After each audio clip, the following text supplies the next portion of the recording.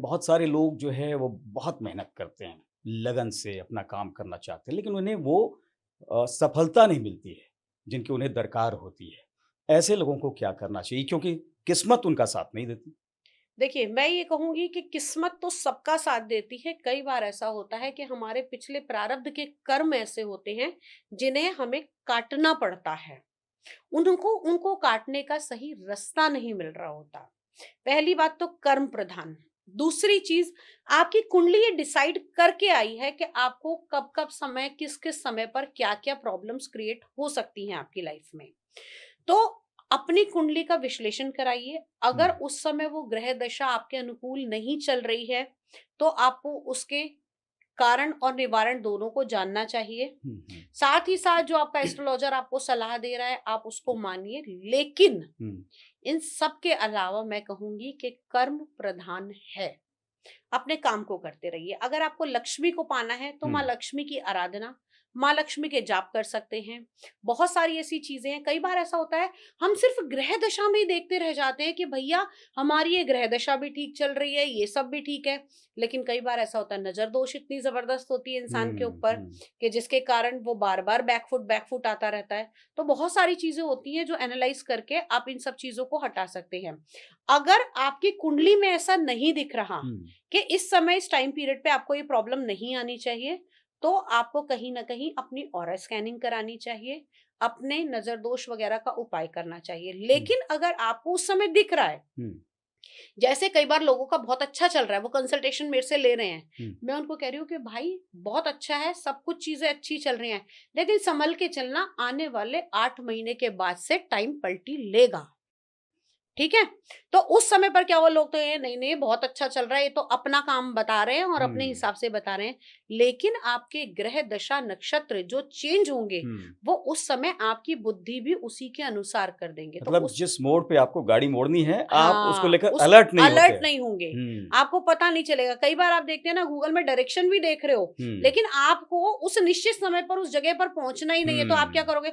यार मैंने ये हुँ, कट मिस कर दिया, अब मुझे इस हुँ। फ्लाईओवर को पूरा जाके यू टर्न लेना बिल्कुल। पड़ेगा। हुँ, हुँ, तो वो सही समय का आपका मार्गदर्शन हुँ, आपको ये बताएगा कि आपको किस समय पर अलर्ट रहना है। हुँ, कोई भी ज्योतिष, कोई भी पत्थर आपकी किस्मत नहीं बदल सकता, ये मैं आपको लिख के दे रही हूँ। हुँ, लेकिन वो केवल आपको अलर्ट कर सकता है हुँ, कि भाई तेरे को चोट लगनी है, हुँ, तो क्या कर, या तो तू इस रास्ते पे सावधानी से निकल, हुँ। या फिर थोड़े समय के लिए अपना रास्ता बदल बदल दे। अगर तुझे मानहानि होनी है, तो इन चीज़ों को थोड़ा ध्यान रख ले। हुँ, पेपर पे अपना सोच समझ कर सिग्नेचर कर। क्यों? आपको सही सलाह भी तभी मिल पाएगी जब आपके आज के कर्म अच्छे हैं।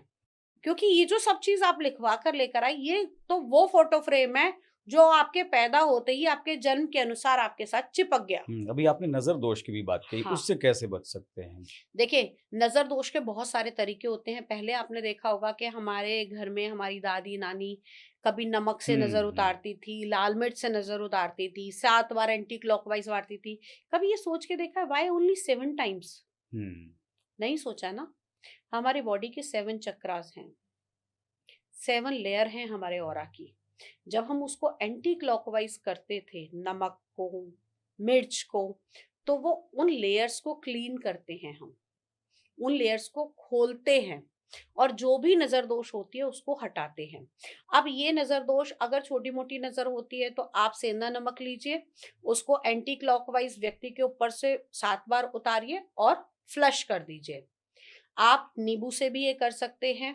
सर के ऊपर आप नींबू रख के पहले पूरे नींबू को एंटी क्लॉकवाइज़ 7 बार मारिए, फिर सर पर रखकर ही नींबू को काटिए और उसे विपरीत दिशा में, गलत डायरेक्शन में, एक दूसरे के विपरीत उसको चीज़ को डाल दीजिए, हुँ, तो भी नज़र बच जाती है। हुँ, लेकिन कई बार ऐसा होता है, नज़र दोष या किसी का ऐसी इंटेंशन जिसे हम कहें किया कराया वगैरह, ऐसी भी चीज़ें होती हैं और इस ब्रह्मांड में ही है सब कुछ।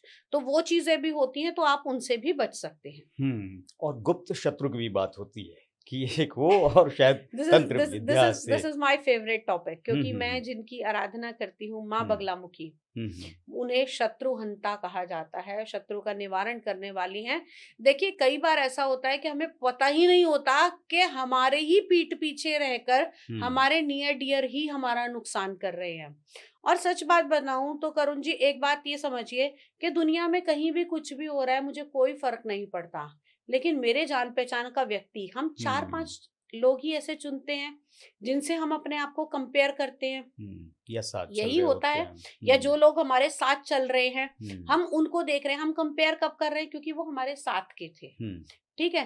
तो अगर कोई चीज उसको मिल गई, हमें नहीं मिली, हम्म। तो कई बार हमें लगता है यार हमारी कहाँ कमी रह गई।